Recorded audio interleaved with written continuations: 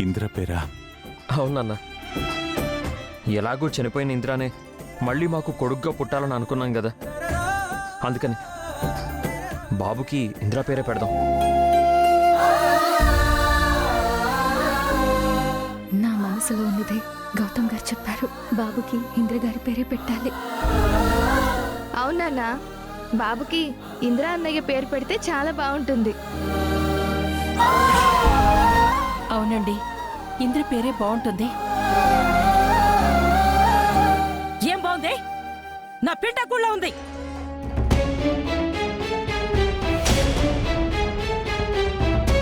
అసలు వాడి పేరు ఈ ఇంట్లో వినిపించకూడదు అని చెప్పాను కదా. మళ్ళీ ఆ చచ్చుడి పేరు నా ముని మనోడికి పెట్టాలనుకుంటున్నారా?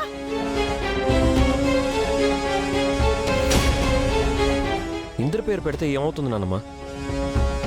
ఇంద్రని గుర్తు చేసుకున్నట్టు అవుతుంది కదా. అందుకే వద్దంటున్నా.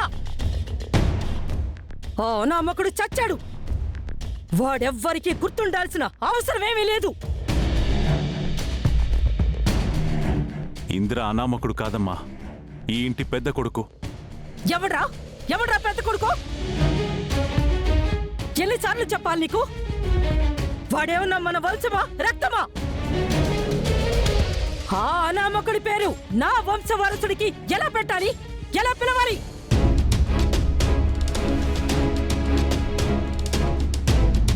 ఇంద్ర మీద మీకింకా కోపం పోలేదా అత్తయ్య? పోదు, ఎప్పటికీ పోదు. ఏ పేరైతే నేను పిలవకూడదు అనుకున్నాను, ఏ పేరైతే ఈ ఇంట్లో వినిపించకూడదు అనుకున్నాను, ఏ అనామకుణ్ణి ఈ ఇంట్లో నుంచి గెంటేశాను, ఆ పేరు మళ్ళీ ఈ ఇంట్లో వినిపించకూడదు. నా ముని మనవాడికి ఆ పేరు పెట్టకూడదు.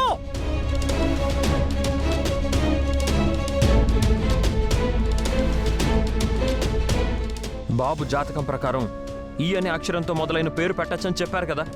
ఇంద్ర పేరు పెడితే ఏమవుతుంది నాన్నమ్మా? ఏ ఈ అనే అక్షరంతో ఆ ఒక్క పేరే ఉందా? ఇంకా చాలా పేర్లున్నాయి కదా. ఆ అనే అక్షరంతో కూడా పేరు పెట్టచ్చని పంతులు గారు చెప్పారు కదా. బాబు పుడితే వాడికి ఇంద్ర పేరు పెట్టాలని నేను నిర్ణయించుకున్నానమ్మా. ఏంటదితి? తన కొడుక్కి ఇంద్ర పేరు పెట్టాలని గౌతమ్ అంత పట్టుబడుతున్నాడు. ఇంద్ర అంటే గౌతమ్కి చాలా ఇష్టం కదా మామ్, అది తెలిసిందే కదా. నువ్వు నిర్ణయించుకోవడం ఏంట్రా? నా ముని మనవడి పేరు నేనే నిర్ణయిస్తాను. మీ నాన్నకి నేను పేరు పెట్టాను, నీకు నేను పేరు పెట్టాను, ఈ ఇంట్లో అందరి పేర్లు నేనే పెట్టాను. నా ముని మనవడి పేరు కూడా నా ఇష్ట ప్రకారం నేనే పెట్టాలి.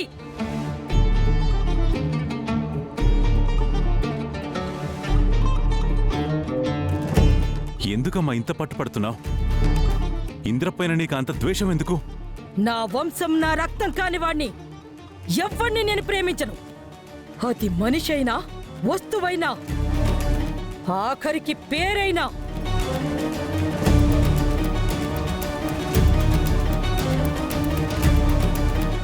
నా కంఠంలో ప్రాణం ఉండగా నా ముని మనవడికి వాడి పేరు పెట్టనివ్వను.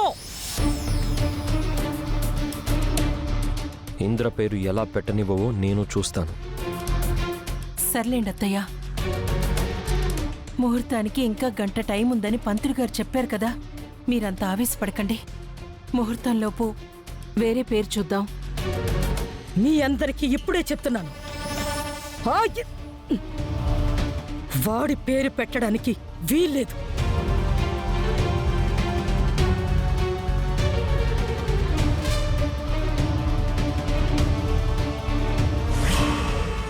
మామ్, కాసేపట్లో ఫంక్షన్ స్టార్ట్ అవుతుంది.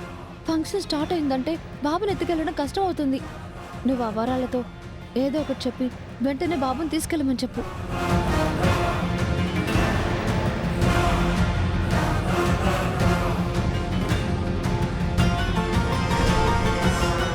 ఏం వరాలు? చెప్పండి మేడం. ఫంక్షన్ స్టార్ట్ అయితే బాబుని తీసుకెళ్ళడం కష్టం అవుతుంది. ఇప్పుడు ఆ అహల్య ఒంటరిగా బాబును ఆడిస్తోంది. ఎవ్వరికి డౌట్ రాకుండా ఆ అహల్య దగ్గర ఉన్న బిడ్డను చూసుకుని ఇక్కడి నుంచి వెళ్ళిపో. Okay madam.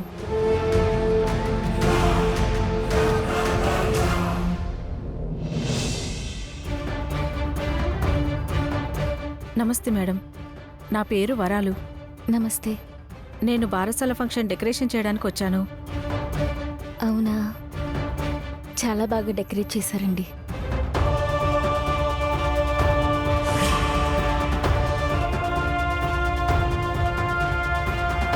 మీ బిడ్డ చాలా ముద్దుగా ఉన్నాడమ్మా, అందంగా ఉన్నాడు. నేను ఎంతో మంది బిడ్డలను చూశాను కానీ ఇలాంటి బిడ్డని మొదటిసారిగా చూస్తున్నాను. Thank you. మీరేం అనుకోకపోతే ఒకసారి మీ బాబుని ఎత్తుకోవచ్చా? మరేం లేదండి, బాబుని చూడగానే ఎత్తుకోవాలనిపించింది. ప్లీజ్ మేడం, ఒకసారి ఎత్తుకుంటాను. అయ్యో, ఎందుకండి అంతలా బ్రతిమాలుతారు? తీసుకోండి.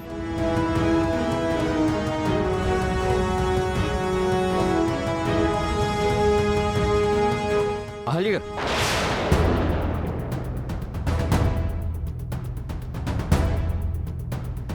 ఏం చేస్తున్నారండి?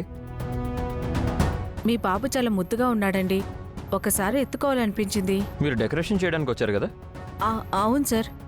మీరు వెళ్ళి ఆ బెలూన్స్ అవి ఊదారు, పూలు అవి కట్ చేశారు. అవన్నీ పట్టుకోవడం మూలంగా మీ చేతుల ద్వారా ఏమైనా ఇన్ఫెక్షన్స్ వచ్చే అవకాశం ఉంది. చంటి బిడ్డ కాబట్టి జాగ్రత్తగా ఉండడం మంచిది. మీరు వెళ్ళి మీ చేతుల్ని శానిటైజ్ చేసుకొని రండి. ఆ తర్వాత కావాలంటే బిడ్డను ఎత్తుకోవచ్చు. ఉమ్.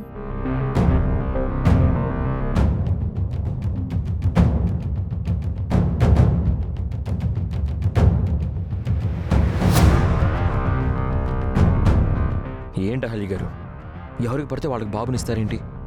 ఆవిడ అంతగా అడిగేసరికి కాదనలేకపోయానండి. ఆవిడకి ఇవ్వకూడదని నేను అనట్లేదండి, కానీ ఆవిడ పని చేయడానికి వచ్చింది. ఆవిడ చేతులు చాలా అపరిశుభ్రంగా ఉన్నాయి. ఆ చేతులతో ఎత్తుకుంటే బాబుకి ఇన్ఫెక్షన్ వస్తుంది కదా. అవునండి, నేను అంత దూరం ఆలోచించలేదు. ఆలోచించాలండి. బాబుకి ఎవ్వరి నుంచి ఎలాంటి ఇబ్బంది రాకుండా మనం చూసుకోవాలి, లేదంటే ప్రాబ్లం అవుతుంది. అలాగేనండి.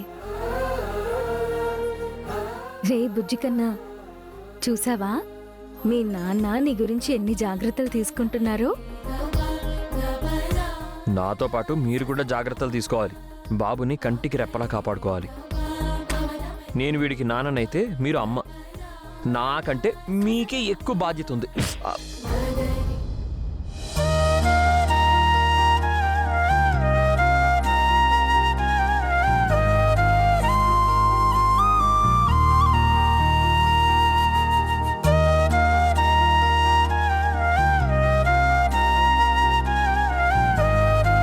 తలకాయ ఒక్కసారి ఢీకొట్టుకుంటే కొమ్ములొస్తాయంట.